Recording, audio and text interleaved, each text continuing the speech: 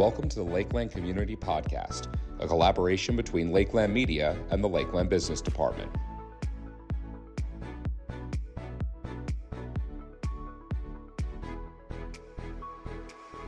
All right, welcome back to the second episode of the Lakeland Community Podcast. I'm Kevin Brunges, a senior at Lakeland Regional High School, and today we have Sal D'Agostino from IL Palazzo Restaurant Catering in Wanacue. Thank you for having me, Kevin. Thank you for being here. So we have a couple different categories of questions, but I'm going to start off with the history of IL Palazzo.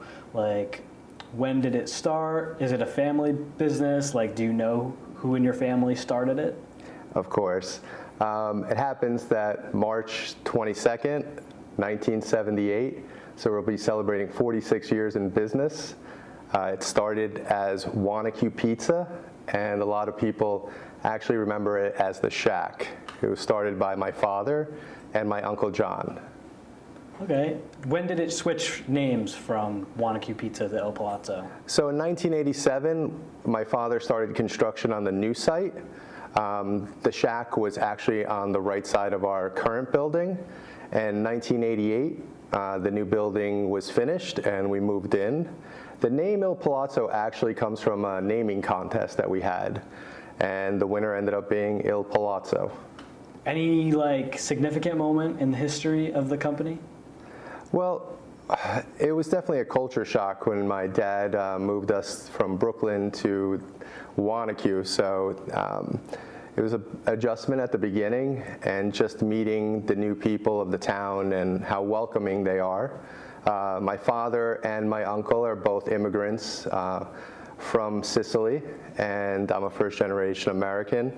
So it was really nice back in 1978 how the community embraced us, and we're successful because of that. I think that's the thing that stands out the most, the sense of community and all the local support we've received for 46 years.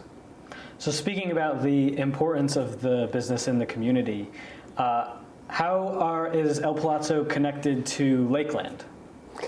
So in our family, my sister Sabrina graduated from Lakeland. My three cousins, Sonia and Tanya, and my cousin Frank all graduated from Lakeland. My nephews now go to Lakeland. Robbie Sila is graduating this year. Pietro Sila is a junior at Lakeland. I think the education and quality has been fantastic. But it is a local school, so we are all about community. My father instilled that from the beginning. He said, this is the community that supports us, so we have to give back. I think as a family, we get a lot of joy, and to be honest with you, I feel better when I give back than when I receive. Yeah. The Lakeland community relies a lot on IL Palazzo for their various events and stuff, like the multiple ballrooms. You have, is it 2 or 3? We have 3 party rooms. We have a big ballroom upstairs for about 150. On the first floor, we do small events for 60, and then downstairs we have about a 30-person room. Yeah, IL Palazzo is like the place to go for those events. Yeah, thank you. Do you have any other relationships with Ringwood, Wanacue, Haskell? Are you guys in any of their parades and whatnot, Memorial Day? Or do you sponsor any sports? Sure. So from the very beginning, we've been a big sponsor of all the local teams, be it baseball, football, basketball, soccer, cheerleading, a lot of the clubs at Lakeland High School, be it the drama club. So we've always, anybody that stops by IL Palazzo, we won't say no to you. We'll definitely sponsor you and help you with all your needs.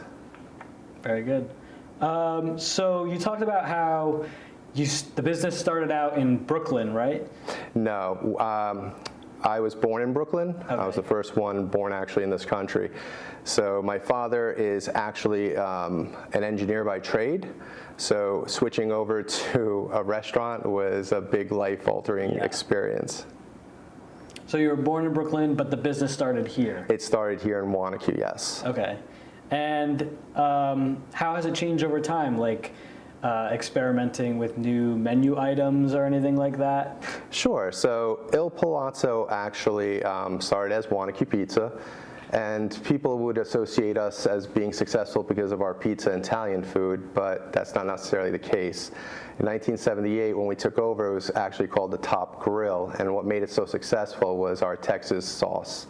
We made Texas wieners and Texas burgers, and we had a huge fire pit in the middle of the place. So Brett would actually deliver the fresh hot dogs every single day, and back in the day, we were selling thousands of hot dogs every single week.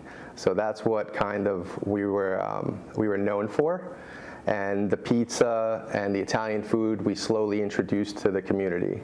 So there has been a big change. Back then we hardly sold any salads. Now one of our biggest sellers in catering or a la carte are salads and seafood and healthier options.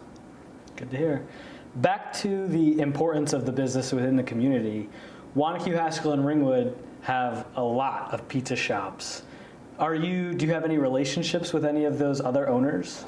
Absolutely. Being a local business, these are all small business people, and they're family people, so we always help each other out. If someone needs a case of boxes or a case of cheese or whatever it is, or even to say hello, how's everything going, what's working for you, all the fellow business owners in the community have been great over the 46 years we've been here. So COVID was definitely a challenging time to own a business anywhere in the world. How did you respond to the COVID pandemic? COVID was definitely a huge curveball. It was something that our industry, the country and the world never saw before. We were completely shut down, which meant we couldn't host any parties at the facility. We couldn't have anybody come to the restaurant. And honestly, after 3 days of really sitting in my room and actually crying, because I thought, I don't know what to do. Like, we have all these parties, and at the time we had 2 venues, and we had to tell everyone, hey, your wedding is canceled, your party is canceled. We're not selling a product, we're selling memories and life experiences. So to tell a bride, I'm so sorry, we can't have your party, or a graduate, you're not, not doing a graduation party, you might not even be graduating, might be something different. It was definitely emotional, but in business you need to take the emotion out of it, and you need to pick yourself up. And I sat there and I came up with meal plans. I said, families are now stuck at home. How can I help them? What is going to be of value? So we came up with our family meal deals. And being the first one to market with that concept, it actually kept us above water. And we don't deliver, but we have a drive-through, so that saved us. It's a very unique COVID, exactly. So I felt like Chick-fil-A for a while because the lines of cars were tremendous and the local support was amazing. Yep. I couldn't have survived COVID without the support of the local community.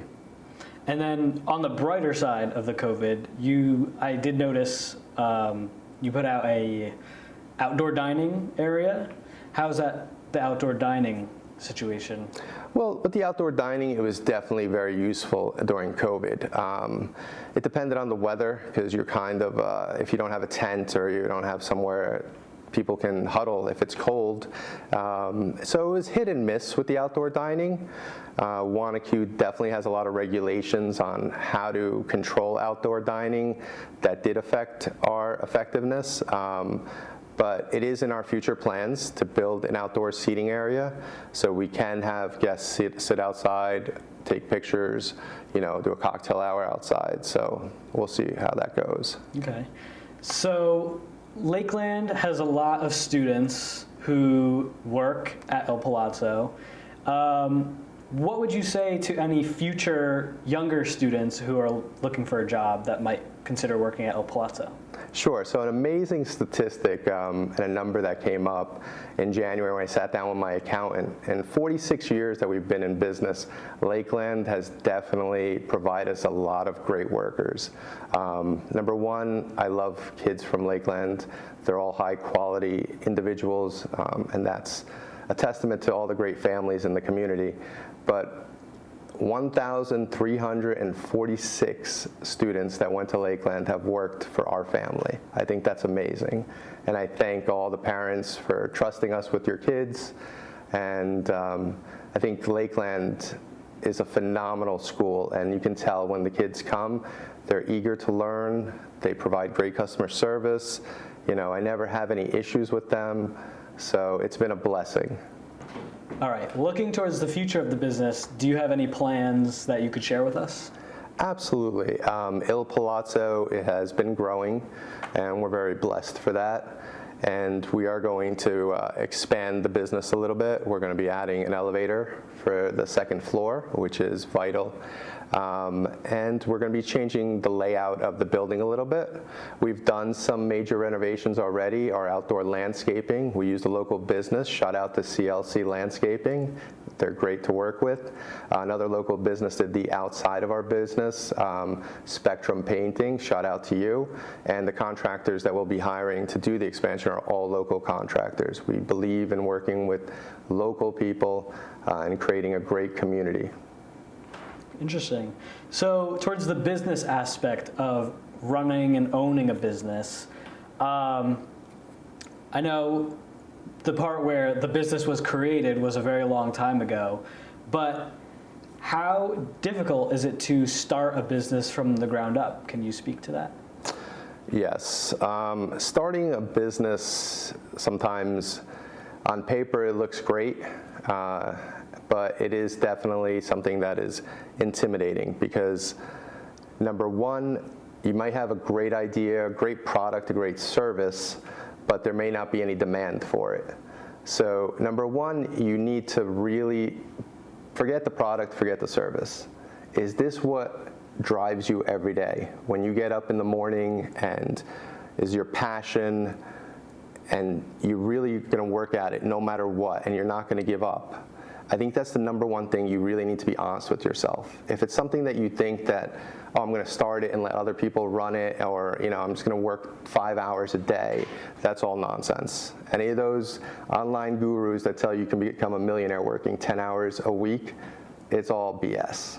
When you start something, you have to dedicate everything to it. It's a 24/7 job. It never ends. Just because you go home doesn't mean that the day is over. So the first thing I would ask is this really the path you want to take? Are you willing to make those sacrifices? Are you willing to get knocked down? Are you willing to get back up? That's number one. Then number two, you need to come up with a basic business plan.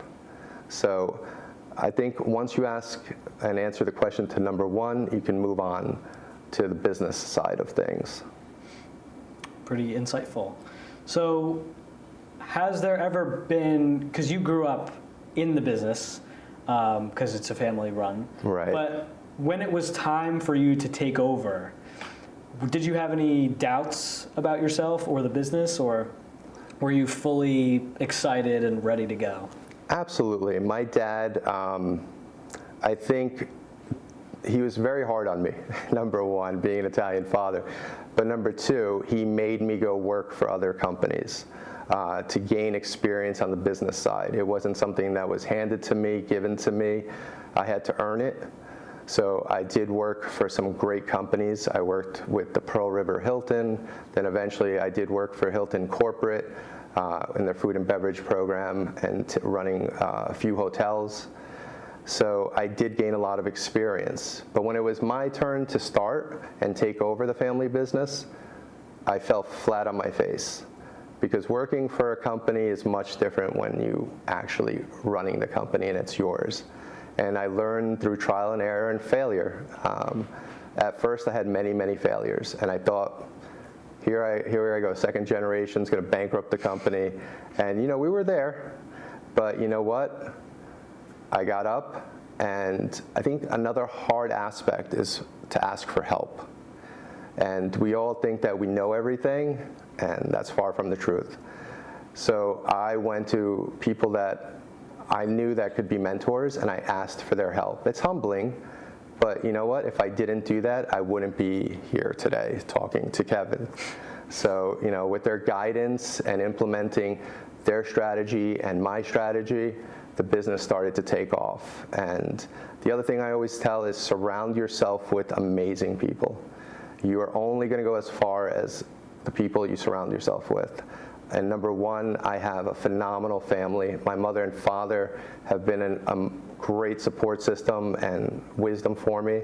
Number two, I have a great manager, Nicole Secor, a Lakeland graduate, that started working with me at 16 years old. She's my general manager and basically runs day-to-day operations. Anne Marie Boccia, another Lakeland graduate. She's head of our social media and our marketing. So I would not be here without this great team, and to include all my great chefs. So surround yourself with amazing people and people that are smarter than you. Interesting to hear. So what would you say, in like a reflection, is like the best part of owning a business? The best part of owning a business, well, in my industry, simple. When that couple comes in to book their wedding, or the young couple comes in to book their baptism for their son, daughter, after the party's over and you've gone through all the planning together, to see the smiles on their face and the way they say thank you and the pictures that they take and the thank you cards, and that is the greatest aspect of my industry. Forget about money. Money, I always say, money will come. If you're good at what you do, don't worry about it. You will be successful if you are good at what you do. Don't worry about that. Go above and beyond for your clients. And that's what we try to do every day.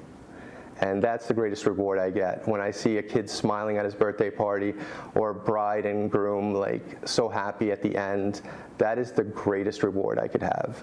Honestly, it's better than the money that you make. Pretty unique insight. So what would you say is the hardest part of running a business? Is it the people? Is it the numbers? Is it advertising? So running a business, I tell my manager a simple thing. You're kind of like a glorified babysitter. So you need to be able to get along with a lot of different personalities, a lot of different perspectives, and number one, you always have to be calm and a rock. You can't get too high, you can't get too low. There's times that are frustrating, but if you lose your cool, if you lose it and you're not in charge, the whole team will collapse. They look for you for leadership. Number one, you need to be a leader. You need to give guidance to your team. You need to be a great listener and listen to the feedback that your employees are giving you. I think that's very, very important. But number one, definitely, you always need to be the rock of your company. Don't get too high, don't get too low. And there'll be good times, there'll be bad times, but through it all, you'll get through it if you work together, you collaborate. The business side is simple, and this is why many businesses fail. You don't know your numbers.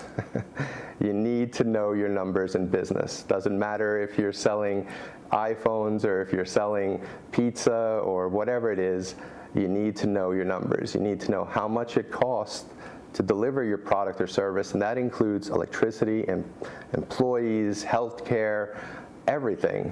The amount of money it costs to plow the snow, and are you actually making money? I know businesses that earn $50 million in revenue a year that are in the red, and I know businesses that make $500,000 a year, and they're very successful. Know your numbers. So food has been on the rise, price for people who are buying in the grocery store, and maybe even people who are buying from a local store. How, from the business perspective, how do you adjust for inflation, rising costs? I think that's a question that we're still answering today.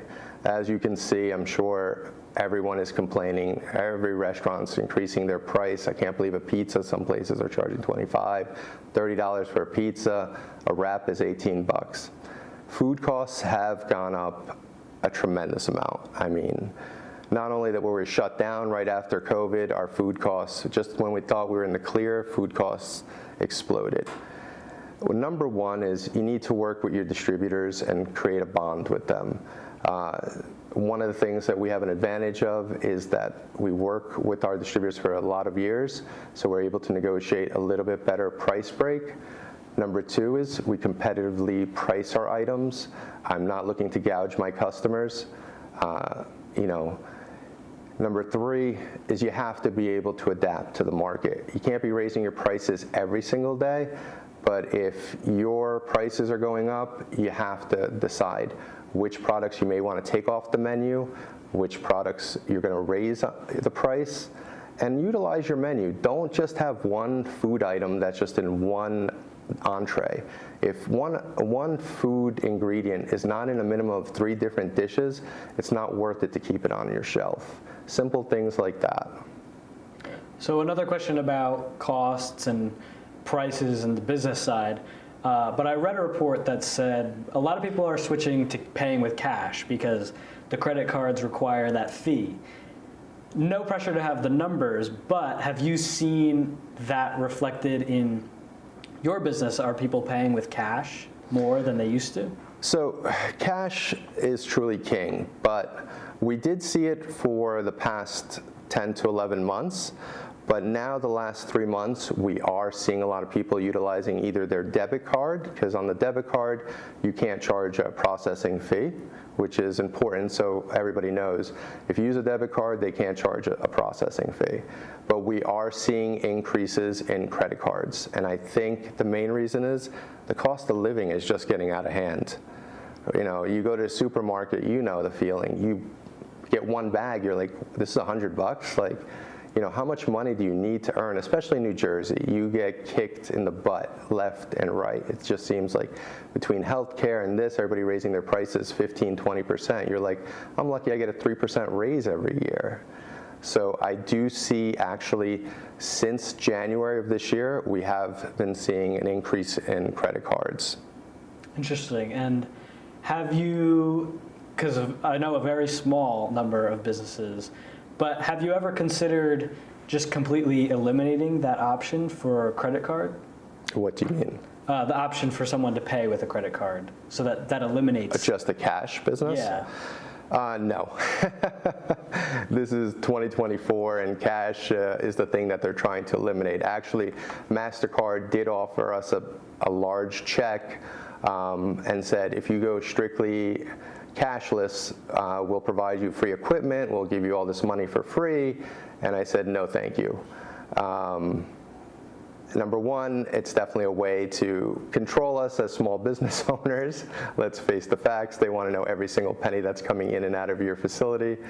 And number two, it's a way for them to become richer and richer. So we will never get rid of cash. In our business, cash is king. And we do offer cash discounts. Have you ever considered accepting Bitcoin? You know what? I never say no to anything. Maybe. I don't know much about Bitcoin. Before I implement any program in my business, I definitely need to know the facts and how it really works. I don't throw things against the wall and hope they stick, because you won't get far doing that. So I'm definitely open to Bitcoin and all these other things. So absolutely. In recent years, mostly probably because of the pandemic, a lot of people have been turning to Uber Eats, Grubhub, apps like that. Is your business on any of those apps? Yes. Il Palazzo is on DoorDash and Slice, and it's been a great partnership. They do charge tremendous amount of fees, so as a small business, you have to consider that in your price points. Most of these third-party vendors that are going to deliver and advertise your food are charging as much as 30 to 40%. So if they have a $20 order, they're taking 30% of that. So you have to either adjust your price on those platforms or adjust your prices overall. I always say, like hotels, like you ask yourself why you go on these sites and you get a hotel room for $65, and if I call the hotel directly, it's $135. It's because as a hotel room is, and our product it's like an apple. Eventually it starts to rot. You need to move it. It's better to make a little bit of profit than no profit. Zero of zero is always zero. The other thing that you need to consider is another company is advertising your business, carrying your food, delivering your food. Do you trust them? Because, you know, they don't think of it that way. They don't think that DoorDash, you know, threw my pizza in their car and now the cheese is everywhere. They're going to blame you. So it's definitely something to consider and get to know the teams that are going to be delivering and handling your food. I think it's vital because, you know, those reviews come everywhere. It doesn't matter if you delivered it or they delivered it. It's all on you. So another thing to consider. So besides the apps, how important is having a website for your business? Today, if you don't have a website, you're dead. You are pretty much dead. Unless you're a 100-year-old pizzeria in New York City and everybody knows you, you don't exist. How many people actually call us? You know, our call volume in the last 3 years has gone down, down, down. People book their weddings. They book their catering all through our website. A lot of times, the first time we meet a client for an event is the day of their event. So number one, you need a website. Not only do you need a website, is it a functioning website? Is it generating you revenue 24/7? So when you close your doors, are clients still able to order for future orders, get information, buy tickets, whatever it is that your product is? Number three, you know, is it easy to search? Do you come up in the search engines? You know, today, if you don't have a website, you don't have online ordering, you don't have working with these third-party vendors, I don't think you're going to make it. It's very, very hard to make it. Yeah, my next question was going to be, have you ever paid, because I'm not sure if Google requires you to pay, but have you ever paid to be like that number one result? We have in the past. This isn't a field that I don't have a lot of expertise, but yes, we have in the past. But if you create a great website, and number two, you get people to review your website, and there's a lot of interaction, meaning if your client messages you or sends you information, respond quickly, because the time it takes you to respond, you're being judged by Google. So it'll tell you your response rate basically stinks. You go lower. Your website has keep it up to date. You got great pictures, you got great images, there's a lot of interaction. You go up. There's a lot of organic things that you can do besides paying to be number one that are simple. They take time. You need to always follow through. You need to take, you know, the time to make sure that you're doing all these little things. And you can save yourself a lot of money besides paying to be at the top. And we don't pay anymore, and we always come up in the top three. So it was very nice to hear from you, and thank you for coming in again. One last question to wrap it up. Would you recommend anyone in the Lakeland business program or anyone here opens their own business in North Jersey? Great question.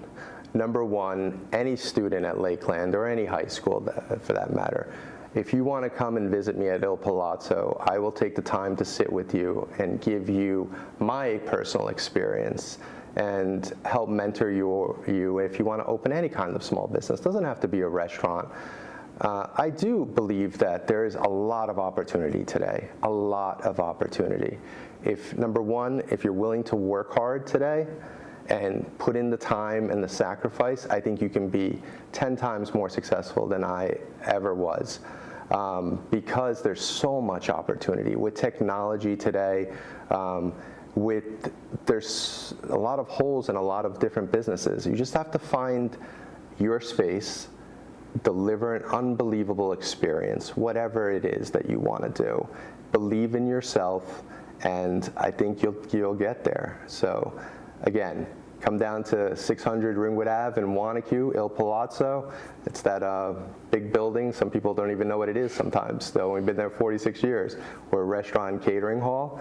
I will definitely take the time to sit with you, and you can pick my brain. And you know what? I'm probably going to learn a lot from you too. So it's been a pleasure, Kevin. Thank you so much for your time. And thank you to the community, Wanacue, Ringwood, Pompton Lakes, West Milford. without you, we wouldn't be celebrating 46 years. It's a very emotional thing because small business is the lifeblood of America, and my family is the American dream. They came here on a boat, literally on a boat, called the Michelangelo, and I was the first one born in this country.